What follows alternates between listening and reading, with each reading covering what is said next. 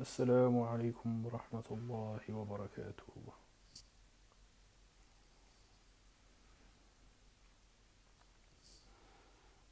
Inshallah, the sound is audible and it's clear.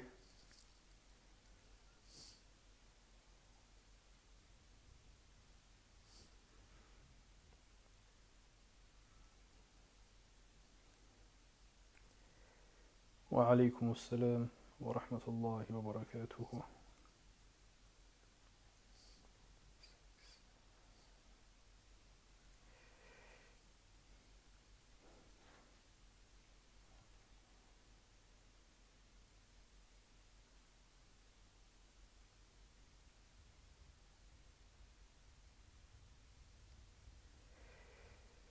Inshallah, we'll continue with the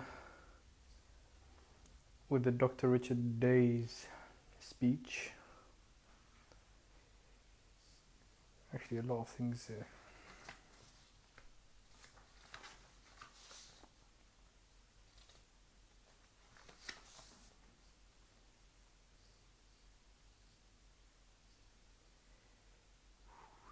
Terrorism, financial control, surveillance, implants.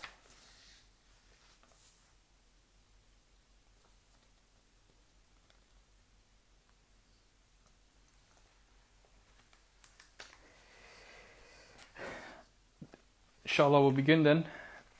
Start off with some books would just disappear from the libraries. I think we mentioned this yesterday. In addition to revising the classics, which I alluded to a while ago, and with revising the Bible, he said, some books would just disappear from libraries. This was in the vein that some books contain information or contain ideas that should not be kept around. Therefore, those books would disappear. I don't remember exactly if he said how it was to be accomplished, but I seem to recall carrying this idea that it would include thefts, that certain people would be designated to go to certain libraries and pick up certain books and just get rid of them. Not necessarily as a matter of policy, just simply steal it. Further down the line, not everybody would be allowed to own books, and some books nobody will be allowed to own some books. Well, this was in the 1980s that this guy is saying this, so he probably didn't know much about PDFs and books being moved over to online and how you can control the books online when they're all digital. So he fell short in understanding that. But yep, books would disappear from the libraries. Certain countries already have certain books that are banned. If you look at the book 1984 by George Orwell, you will see in many countries it's a banned book. The book is banned.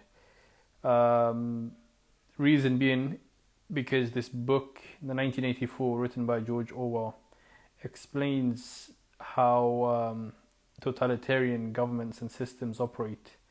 And when you want to keep your population ignorant, you have to remove works and pieces of information that will allow them to understand how totalitarian governments and organizations operate.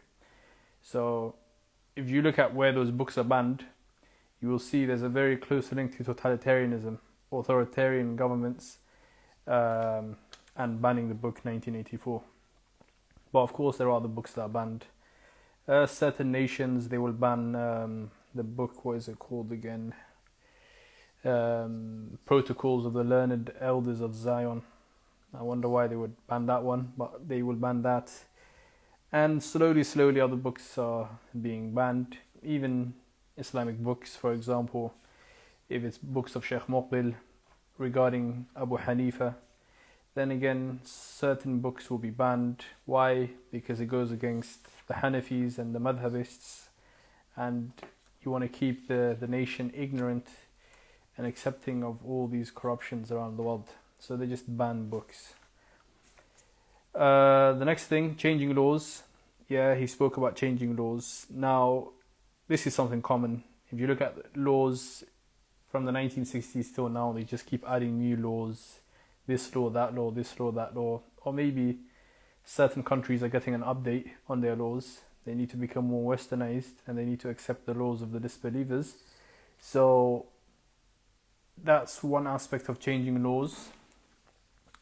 Another aspect is just most of the people in parliament, in government, are all from the World Economic Forum, and then they get legislations from the World Economic Forum, and they just push it through the countries.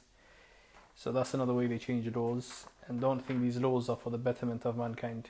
All these laws that are being changed and created, it's for the enslavement of man and to further the agenda of these groups of individuals that I'm speaking about here. After changing of the laws, he speaks about the encouragement of drug abuse to create a jungle environment. Drug use would be increased. Alcohol use would be increased. Law enforcement efforts against drugs would also be increased. On first hearing that, it sounded like a contradiction. Why increase drug abuse and simultaneously increase law enforcement against drug abuse? But the idea is that, in part, the increased availability of drugs would provide a sort of law of the jungle, whereby the weak and unfit would be selected out. There was a statement made at the time. Before the earth was overpopulated, there was the law of the jungle, where only the fittest survived. You had to be able to protect yourself against the elements and wild animals and disease. But if you were fit, you survived. Now we've become so civilized, we're over-civilized, and the unfit are unable to survive only at the expense of those who are more fit. The abuse of drugs would restore, in a certain sense, the law of the jungle and selection of the fittest for survival. News about drug abuse and law enforcement efforts would tend to keep drugs in the public consciousness and would also tend to reduce this unwarranted American complacency that the world is a safe place and is a nice place. So he lays something out here, that they would allow drug abuse to increase. So how can they allow drug abuse to increase? They can only allow that to increase if they, number one, are involved in the drug trade. Involvement in the drug trade. Which is ironic, because the same governments and systems that are telling you about human rights are the same systems and governments that are involved in the cartels in South America, where the crops are grown, the crops that are grown to be used for these drugs, and then those drugs are going to be imported to, whether it's America, Canada, Europe, wherever it is, Africa, Middle East, you name it. Those drugs are going to be imported. And the drug industry is a very, very, very lucrative industry. They make a lot of money. Like cocaine per kilo is probably the same amount as a kilo of gold. So the drug industry is very, very popular. It's it shows the other side of these people's face, that they are very ruthless people, very barbaric, ruthless, merciless people. If you know how cartels then operate, you will see in South America, they will just capture their so-called enemies and they will slaughter them in all different ways of slaughtering that you probably have never even imagined. You know, they will rip people's faces off and then light it on fire, and then you see the person's skull and there's a fire coming out of the guy's head, and you think this is a movie, like it's a movie. Well, it's not a movie. In reality, it's real.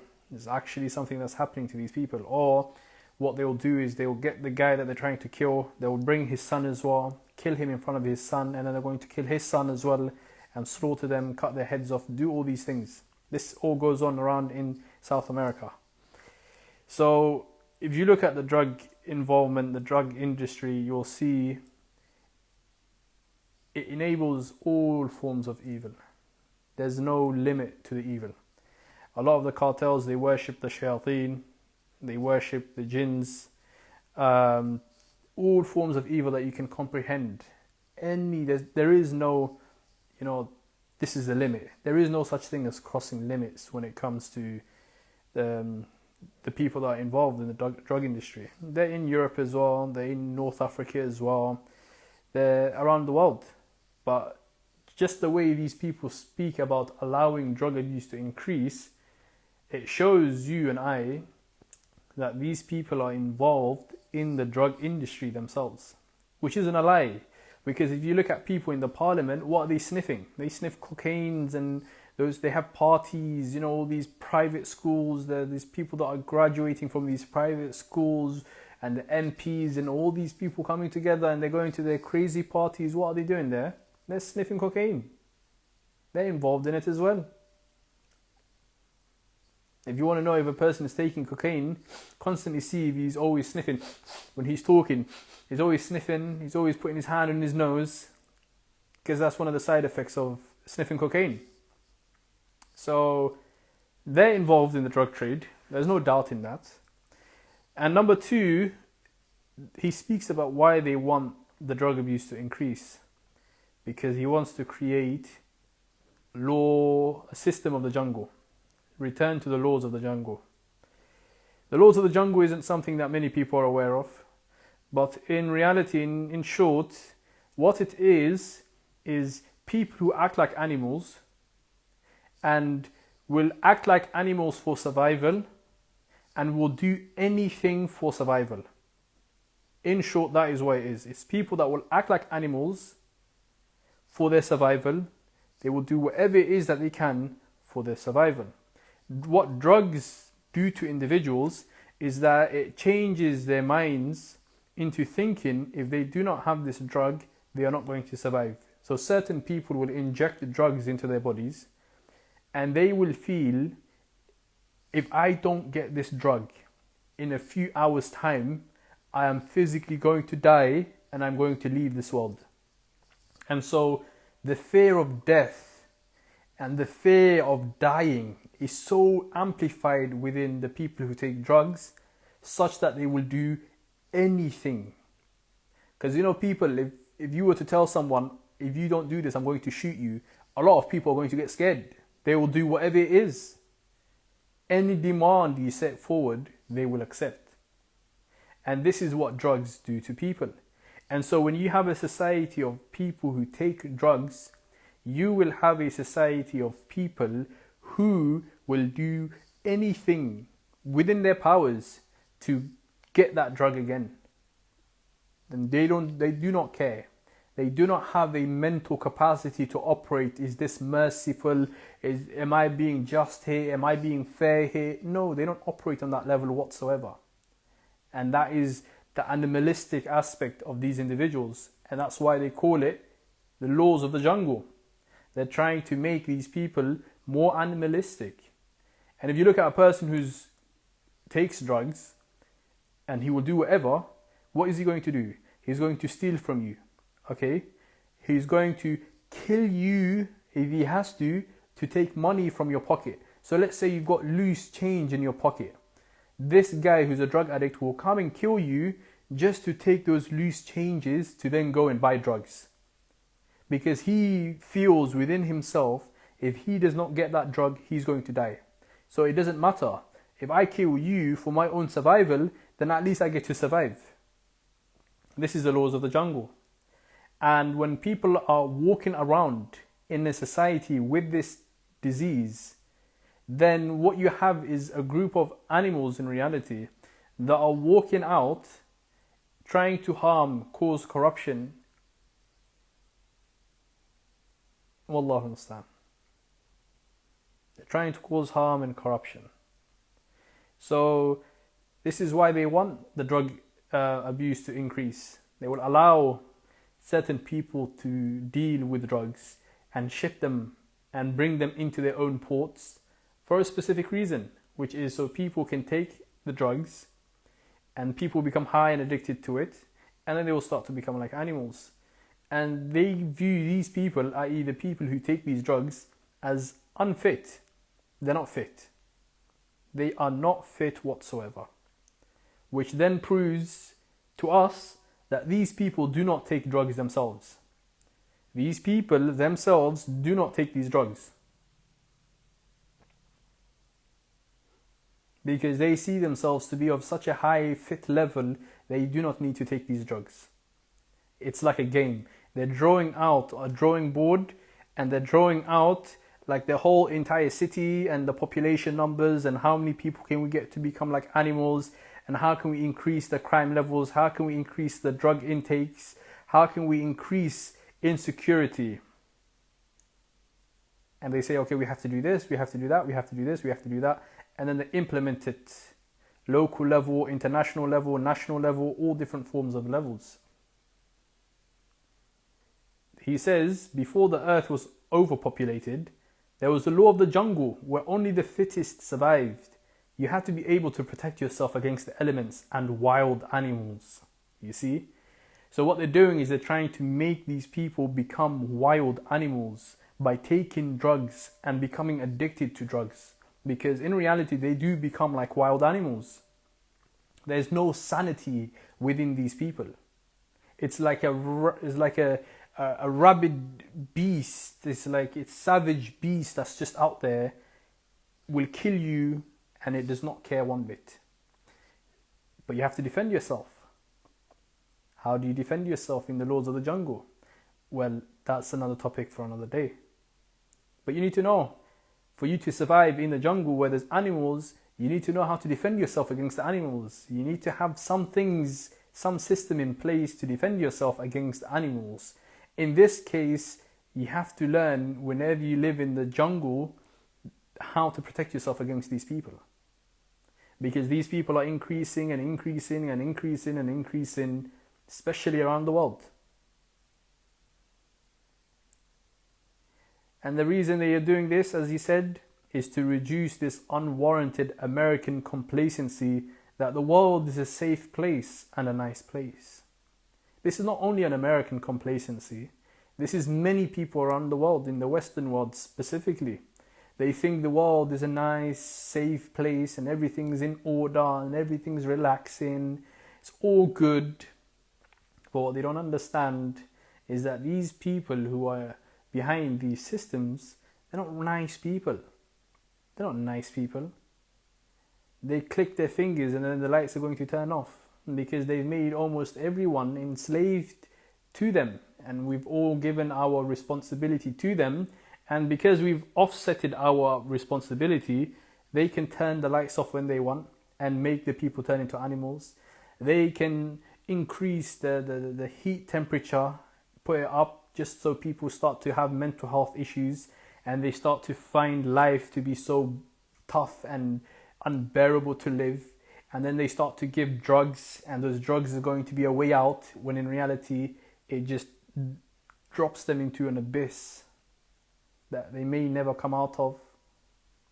This is how the world operates. The world operates in this way. The world would have been a safe place if it was being ruled by those who are just and Muslims, that follow the law that Allah has sent. But they do not follow that in the least. So hopefully you get that out of your mind, that the world is a safe place. And they talk about security. Security is an illusion. Security is an illusion because the police forces in your land are not there to actually protect you. They are actually there to protect the laws that are in place. The moment those laws are broken is when the police will get involved. They are there for the laws. They are not there for you. They are policy enforcers, police officers. So let's say the lights turned off. We're in the West. I want you to close your eyes and imagine we're in the West. The lights turned off. You try to click the light. The lights are not turning on. Electricity is off. Everything that's electric related you can't turn on. Okay? Communications fall. You give it 2-3 days, there's no communication that's come back on. Now the gas pumps are not working anymore. The fuel for the cars is not working anymore. All the grocery shops and everything shut down. Most of the stuff is already expired if it hasn't been stolen already, because when the electricity turns off in the country, day 1, day 2, the people think is normal. It's going to come back. It's just a little minor blimp. The electricity is going to come back. A few more days later, is when realization is going to start to settle into the people's minds that yes, the electricity ain't coming back. And when that happens, that is when the animals are going to come out of their hidings. Like pure. It's not even a movie. It's not a movie. It's not a game. It's not a joke. It's when the real animals are going to start coming out. First thing they're going to do, they're going to go to all these grocery shops and steal everything that they can. Anything and everything they can get their hands onto, they're going to take. Anything and everything that they can take, they will take. And then there's going to be alliances and allegiances that are going to be formed. The family members are going to be surrounded with their family members. You know those people that talk about independence, women independence and women strong and women rights and all these things. All of that is going to evaporate. It's going to evaporate.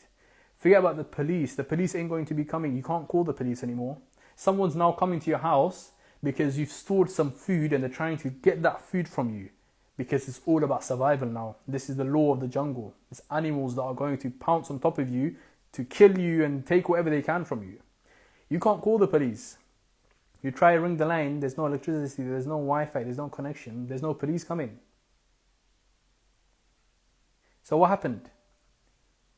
By just turning off the electricity in the nation, which, bear in mind, a large majority of the electricity in your country, in your nation, is a monopoly. It's owned by one company. It's owned by one national company. One company owns and controls the flow of electricity in your nation. If something happens to that, then, and it can happen easily. Cyber attacks, they can shut it down. They have the power to, if they wanted to. So just look, day 1, day 2, day 3, day 4. What's going to happen? When that criminal jumps into your house, there's no police. The responsibility of security is back on your shoulder again. You can't offset that responsibility and say, you know what, I'm going to call the police. No, the police officer is at his own house, looking after his own people now. So all these responsibilities that we've offset to the government and the systems of the government will be thrown back at our faces. They will say, go defend yourself now, go fight. So think about that. Think about how would you deal with a situation where the people are animals that are going to try and kill you and that are going to try and cause you and your family harm. How will you deal with those people? How will you react? Think about it. And how will you take the responsibility of security upon your own shoulders? Think about that. Something very important to think about. So they see people who take drugs as completely unfit. People who lose their minds the moment the responsibility of you have to go and survive and we're not going to feed you, we're not going to look after you, and then the people start becoming like animals. They see those people as unfit. Unfit. They're not fit whatsoever. And they say the weak and the unfit would have to be selected out. You know, these people have to be selected out. Wallahu musta'an. So when they say survival of the fittest, you know what they mean. They're not just talking about animals in the jungle. They're actually talking about these groups of people in a society. They're not talking about animals in a jungle. They are talking about these people that we spoke about in a society. Alcohol abuse as well is another part. The same thing would happen with alcohol. Alcohol would be promoted and demoted at the same time. The vulnerable and the weak would respond to the promotion and therefore use and abuse more alcohol. So they again are involved in the alcohol industry, the wine industry. They own all these vineyards or wherever it is. They're very involved, heavily involved, and they know the consequences of alcohol and what it does to people. But they also know that people are very susceptible to promotions. You just promote something in a nice, fashiony way. It looks, outstanding. You make it look beautiful. And the people, they just get enticed to it. And again, those people that are enticed to promotions, trends, and things that they see online, those people again are seen as what? They are seen as unfit. They're not seen as fit, they're seen as unfit. Because you are easily mentally enslaved. You're mentally enslaved based on promotions and what you've seen online and trends. These people see you as unfit. Now, can I disagree? I can't really disagree, that's true. Drunk driving would become more of a problem, and stricter rules about driving under the influence would be established, so that more and more people would lose their privilege to drive. Ooh. 1969. I don't know if you've heard, there are certain car companies now that the cars are, in reality, the cars are going to be designed in such a way where you're not going to have control over the car. The car is going to have control over you, if that makes sense, and where you go, if that makes sense. So what they want to do is the accelerator. They want it to be, the accelerator can only be at a certain place. So whenever the car is driving in a motorway and it says like 70 miles per hour, the car will detect that. There will be sensors on the car, and your accelerator won't be able to go above 70 miles per hour whatsoever. You try push it down as hard as you can, it won't work. It will not work. And then slowly removal of the steering wheels. The steering wheels of the cars will be removed. The moment the steering wheels of a car is removed, your whole control over that car is gone, because cars are going to become driverless. They're going to become driverless cars. You don't need any person to have a steering wheel, and it will just drive on its own. When that happens, you have lost the privilege to drive the car. You have lost the privilege to drive the car. Now, if we were to look and see who owns the car companies, the major car companies in the world, the Volkswagen and all these different car manufacturing companies, who owns them? Again, it's the same little group of people who own these companies. So it's a small little group of people who own companies that will manufacture cars for millions and millions and millions of people. So when they want to remove the privilege of you having to drive, can you truly and honestly be angry at them for that? Can you be angry when they actually own the car company themselves? Can you be angry that you've offsetted the responsibility of any sort of manufacturing to them? Do they not have the right to choose how they can make their cars? So cars, there's not going to be any steering wheels on those cars at all. That's why if you look at the governments, they're trying to push electric cars, because gas-powered cars are usually cars that you cannot monitor in terms of the tech inside of that car. It's usually an old car that runs based on diesel or petrol, and the car would just move. It won't have a kill switch. You can't stop the car remotely. You can't divert the car remotely. You can't see the sensors on how many miles it's done, whatever it is. It's just an old bog standard car that runs just on fuel, on gas. That is it. So they need everything to go on electric. When everything's electric, there's going to be all these softwares. That's why there's certain cars you have to pay a subscription to use aspects of the car itself. They want you to have subscriptions on it. It's crazy. But that's what happens when everything's electric. It's easier to control. It's easier to monitor. And the people are accepting of it. Ooh, electric cars are nice. But then electric cars blowing up. Many of them blow up. They're very susceptible to blowing up. Expensive. They talk about electric cars being good for the environment, when in reality it's an oxymoron, because they dig so much up from the earth for these batteries, for these electric cars. And number two, the reason why they're pushing all the cars to be electric is because there's not going to be enough minerals around the world to be making all these batteries for all these electric cars in the world. So when there's going to be just a certain amount of cars you can manufacture that are electric, and you're only allowed to sell electric cars, that means only certain people will be allowed to drive. Other people will not be allowed to drive.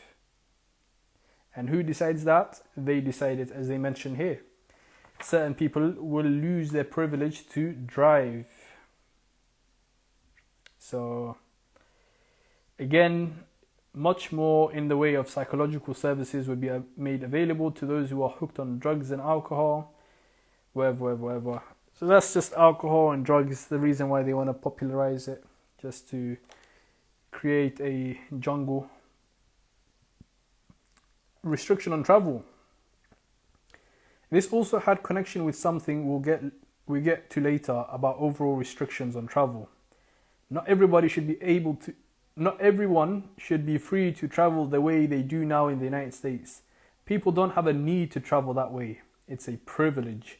It was the kind of the high-handed, the way it was put. So, restriction on travel. Why can they put restrictions on people's travel? They can do that because the reality is the people of the nations and the states are slaves. When I give all my responsibility to you, my brother, and I offset all my responsibility to you, then that means I am enslaved to you. The slave and the slave master has to look after the slave. The slave master has to look after the slave in terms of what? Feeding him, clothing him, in terms of security. He has to look after him. The slave's responsibilities are offsetted to the slave master. Now, when we offset our responsibilities in terms of security and food and water and gas and heating and all these things, then we have what? Become slaves to these people. So when they talk about removing rights from the people, then they have the choice in reality, because do we even have any rights as slaves to this system? We actually don't have rights. Slaves do not have that many rights in these systems.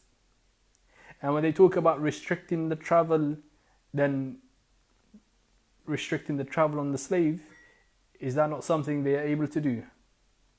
Wa alaykum assalam wa rahmatullahi wa barakatuh. And how do they do restrictions on travel? Do you guys remember COVID? COVID was a time when they did like worldwide restriction on travel. Certain countries you couldn't go because, it's red, COVID's high, you can't go. 2, 3, 4 months you can't go to that country, and everyone's there just waiting for the country to be amber or green, so then people can go. And you can't go to that country because you can't. So COVID was a time where there was mass restrictions on travel. Do you have your COVID vaccine? If you don't have your COVID vaccine, then you can't travel to this country. I'm sorry. You cannot travel to this country. Wallahu musta'an. Now, we still have some aspect of, we can travel around the world, take flights around the world. But a time is going to come, and you can see that. Go and fly to another country today. Go to the airport, and what are you going to realize in the airport? The airport is filled with technological tools, face scanners, ID scanners, passport scanners. It's got all these barriers, and you can't go through the barrier unless you scan and it accepts you. So just imagine the day when the digital ID comes and you're a criminal because you've spoken out against the government. You will not have the right to travel. How dare you travel outside the country? You try scan whatever passport, digital ID that you have, it's not going to allow, the barriers are not going to open. And that's it. You've been restricted. Restrictions. So that's another aspect. Restriction on travels. We've already seen that. COVID. Imagine this guy is talking about this in 1969. Well, we saw this happen during COVID. The need for more jails and using hospitals as jails. More jails will be needed. Hospitals could serve as jails some new hospital construction would be designed so as to make them adaptable to jail-like use. Interesting. Why would there be a need for more jail? It's because, number one, they pushed an environment onto the people where the people have become mentally weakened, so mentally weak that they start to commit crimes and, they get put in prison. And another aspect of why they need more jails and prisons is because they are going to come hard on the people. And so those people that are going to be against their system, their narrative, their control, then those people will have to be rounded up and put into prison. And you see that in the UK, for example, they take people out of prison. They're already taking people out of prison. So those people that had like 50% left, they'd put it down to 40% and they will allow them to go out, leave prison. Because they don't have enough prison spaces, they say. But then, when you speak out against the government, in any way, shape or form, in terms of protesting, then those people, they got arrested and supposedly there's spaces in prison for them. It's weird. It's weird. There's no spaces for people that commit acts like rape and all these other crimes. There's no space in prison for them. But the moment you are truly against the government, there's always going to be space for you, isn't there? Because that's just how it is. That's just how the system is. It just works that way. It's like a shopkeeper. Someone comes into his shop. He says, "Oh, boss, do you have this?" He says, "No, we don't have it. It's finished." He's got one. He's lying. He's saying we don't have it. He actually does. He's got one. But then when someone else comes and offers 10 times the amount of money, he's going to say, "You know what? Let me check the back." Of course you're going to check the back. You already have one piece. He's going to bring that one piece and then make that 10 times the money from it. Because that's just how people operate. There's always space. There's always space for certain groups of people. No more security. Nothing is permanent. Streets would be rerouted and renamed. Areas you had not seen in a while would become unfamiliar. Buildings would not be allowed to stand buildings would be allowed to stand empty and deteriorate, and streets would be allowed to deteriorate in certain localities. If you look around your cities, you'll probably be able to see this. You'd see that they allow what they do, because again, they own the companies that own the shops in the high streets. So what they'll do is they will have these companies and they will allow these companies to operate in the high street so that it's vibrant and everything is nice. And then when they say turn it off, those companies all shut down. Boom, boom, boom, boom, boom, boom, boom, boom. They close down. Then you try to go and you look at the high streets and everything's shut down. And the only people are smoking and everything's just dirty. So that's how they have control. When you have control, it's easy. Just say yes or no. Simple as. It's not that difficult. And then again, there's COVID. What did COVID do? COVID brought a large majority of the world's population online. So a lot of the people were buying things online. They were communicating online. No one's really going out. So when no one's really going out, they now have given themselves a reason to shut everything down, because why do we need to open anything when everyone's living at home, everything's online? And that's how they changed the cities. They changed the cities that way.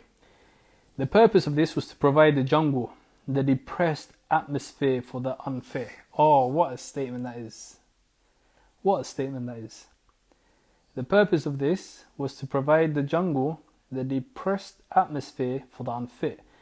So there's certain people, when they go out to the cities and they see everything shut down, they become sad, they become depressed by looking at this, and some of them start smoking.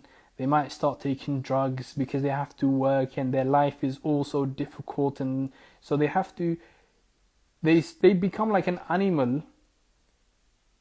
They become like an animal, and it just fits in with the environment that they live in.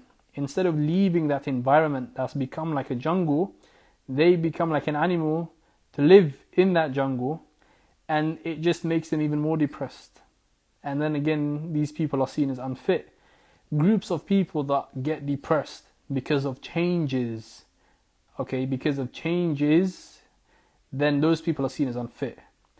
People who get sad and they get depressed over all these little things are seen as unfit. You see, the word they keep using is unfit.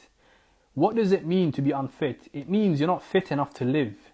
That's the end meaning. These people, as I said, they want euthanization and they want to, eliminate as many people as they can. And what's the best way to eliminate people? By saying these people are unfit to live. If you're unfit to live, then they remove your so-called right to live and then they eliminate you. That is it. So all these people that have all these mental health issues you see on social media, and everyone's making those sob stories and all those sad stories and all these sad writings, and all these people are seen as unfit. Unfit meaning they do not have the right to live.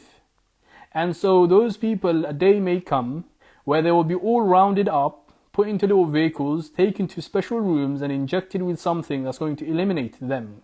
No one cares about your mental health issues.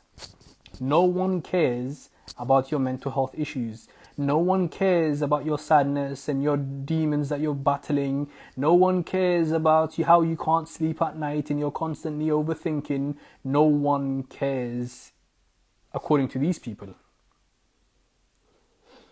If these people weren't in charge and the Muslims were in charge, then of course the Muslims would have cared. But these people do not care one bit. They're literally playing around like they're playing with systems as if it's a game, and they're playing with people's lives as if it's a game and an experiment. Like, you have a little box. You have a few rats in there, and then you just watch how these rats move around. You put little barriers in there, and you see how they behave and operate. And then you're like, you know what, this is boring. How about we do this on a mass scale, and we do this with nations and countries and cities and governments, and how about we do it with all that and see how these people operate and act like. It's all a game. It's all a game. So they talk about how buildings are going to be made in such a way they're going to deteriorate. He also said there's going to be a lot of accidents involving aeroplanes and railroads and automobiles.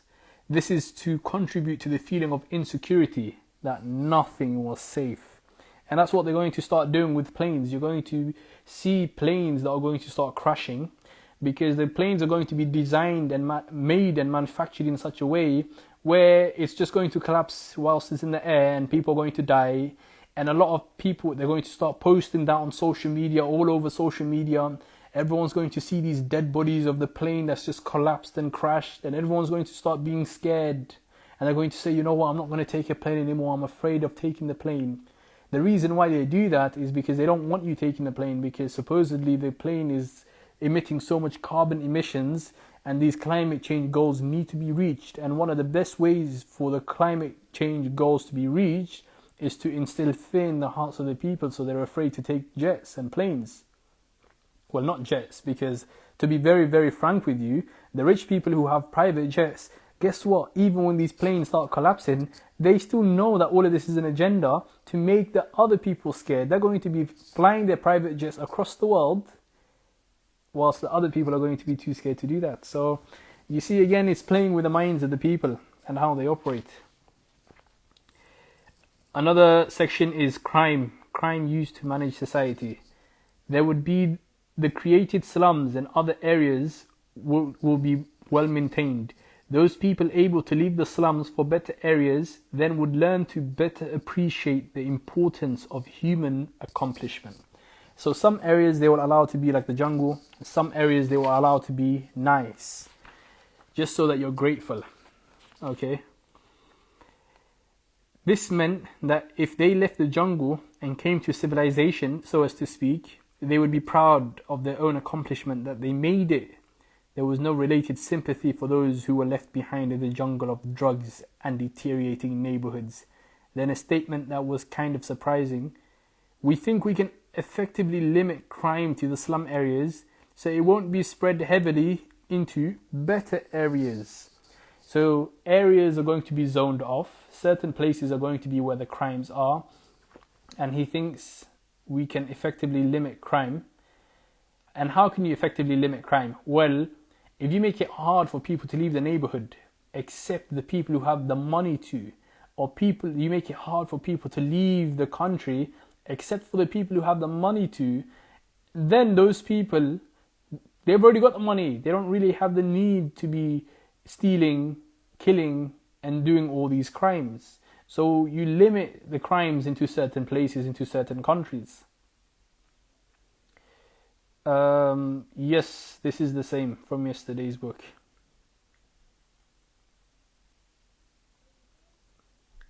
He went on to say there would be a whole new industry of residential security systems to develop, with alarms and locks and alarms going into the police department so that the people could protect their wealth and their well-being.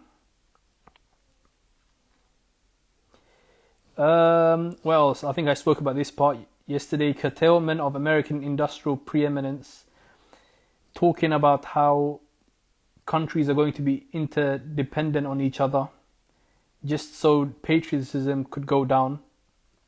Patriotism is going to go down. For example, he speaks about, what does he say here?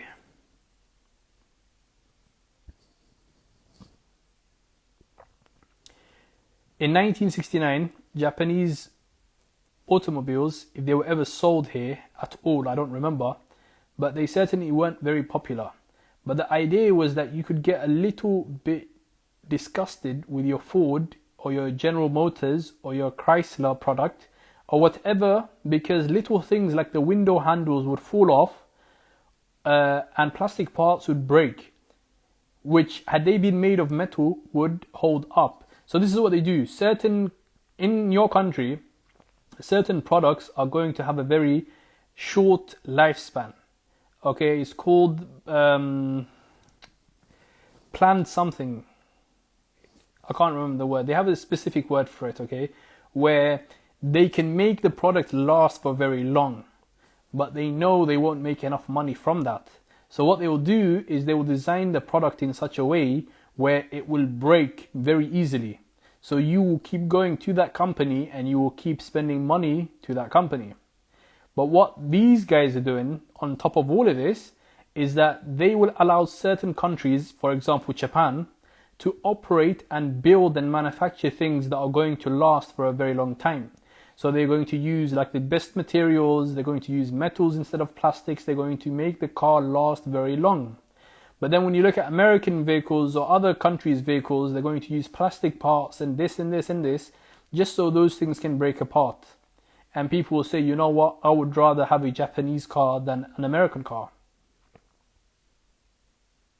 I would rather have a Japanese car because it holds up, it lasts long, I don't have to keep buying it all these times.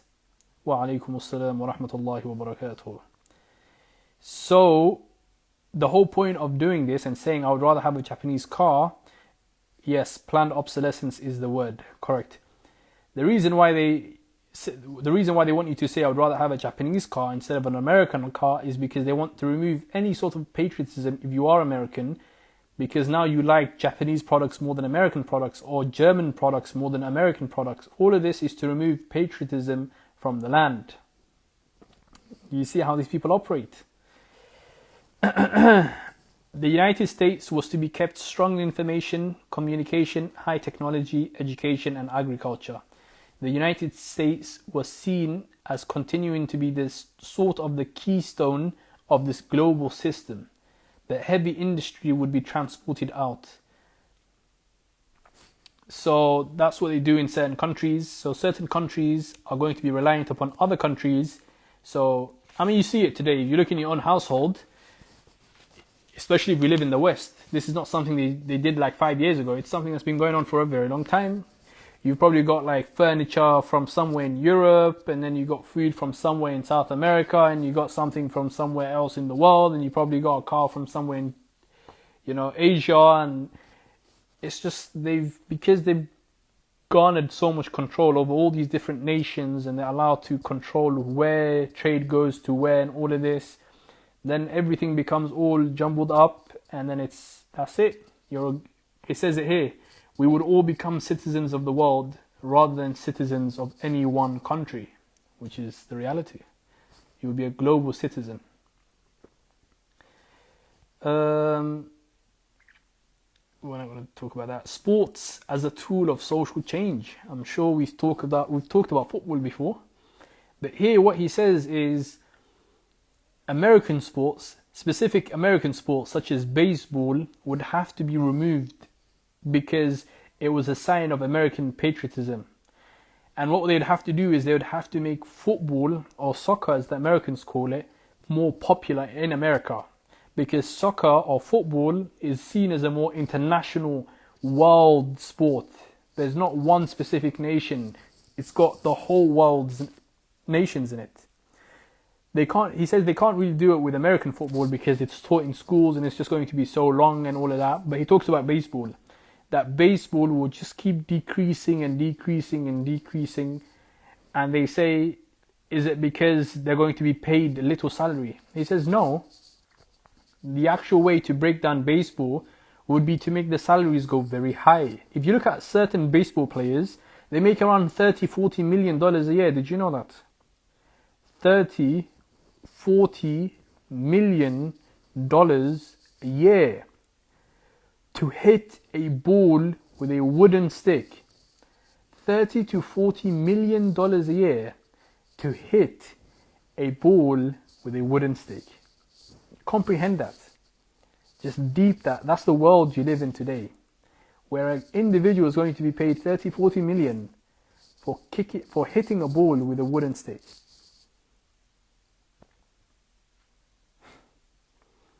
So he says the idea is to increase the salaries because when it gets so ridiculously high, there would be a certain amount of discontent and antagonism as people resented the athletes being paid so much. Did you see that? They want the people to hate these people, so they would pay them so much money, so much money, such that the people will hate them, and they will hate the sports of baseball, and they will say, you know what, let's go, football is much better, football they get paid a more better salary, football or soccer in America is much better, and then the fans are going to drop, and what they're going to do is they're going to convert the baseball fields into soccer fields. So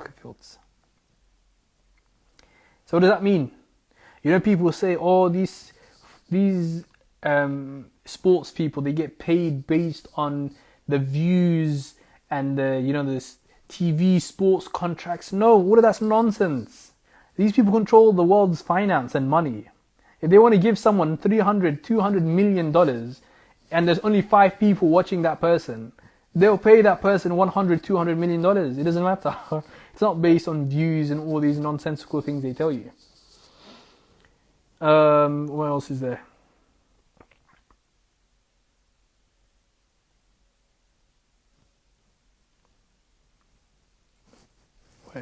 What is it? There was something else about the violence in football. I'll forget that.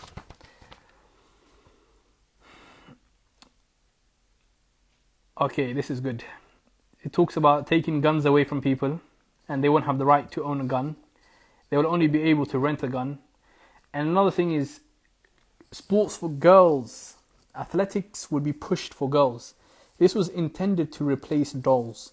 Baby dolls would still be around, a few of them, but you would not see the numbers and variety of dolls. Dolls would not be pushed because girls should not be thinking about babies and reproduction. Girls should be out on the athletic field just as the boys are. Girls and boys really don't need to be all that different. Tea sets were to go away, dolls as well, and all these things that traditionally were thought as feminine would be de-emphasized as girls got into more masculine pursuits. And this just shows you that how they control feminism. They make it out to seem that feminism is controlled by females. It's not. It's actually controlled by males. Because feminism is the removal of anything that's feminine and trying to make the female equal in such a level where she's supposedly a man. So they say all that which is traditionally were thought of as feminine would be de-emphasized as girls got into more masculine pursuits. So these people themselves know athletics is a masculine pursuit. They know these physically enduring activities are masculine. They call it masculine pursuits themselves. They know it is.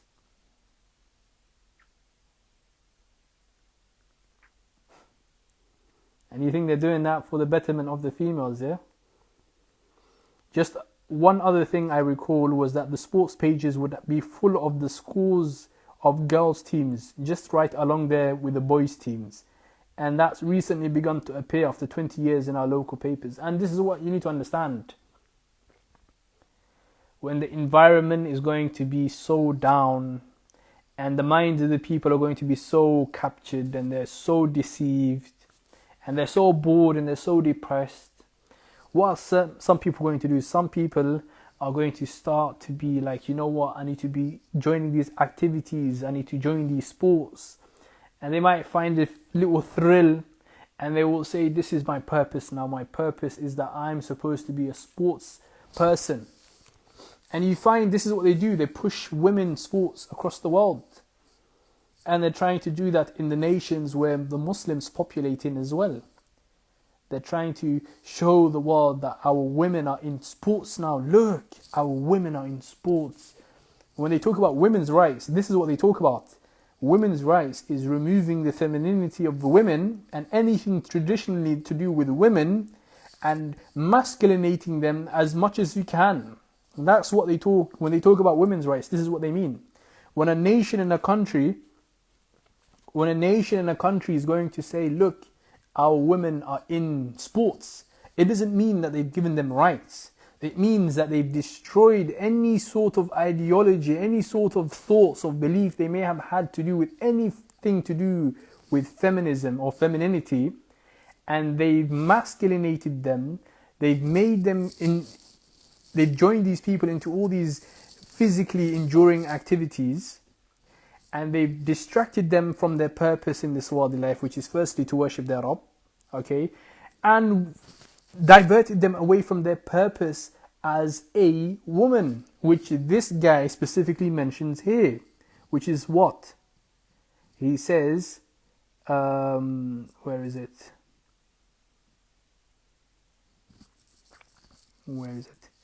Dolls would not be pushed because girls should not be thinking about babies and reproduction. Giving birth is a very fundamental aspect to womanhood. Okay? In general, maybe there are some that can't give birth. That's not everyone. You're talking about a minority. In general, giving birth and reproduction and looking after children is a great fundamental aspect of womanhood. And you being a woman should need to understand this. But when you are constantly going to be running on a track and you're thinking about becoming this, athletic individual, and your mind is all focused on that, your mind ain't focused on the other thing, which is what you're supposed to be thinking about, but you're not thinking about because the environment has been created in such a way to deceive you and misguide you and mislead you. That's feminism right there. Again, feminism is controlled by men, or males, should I say. Now, why do they do that? Why would they rather the females be busied with athletics than to be busied with giving birth to children? Because their agenda is what? To decrease the population. And how are you going to decrease the population? By diverting the minds of the females, and the females are the ones who are supposed to be giving birth. If you divert their minds and mislead them and misguide them, then they're not going to be given children. They're not going to be giving birth to children, are they? So, the live is going to end now, and I'll end it here on this one. I might actually do a few more, because we need to get into the aspect of terrorism.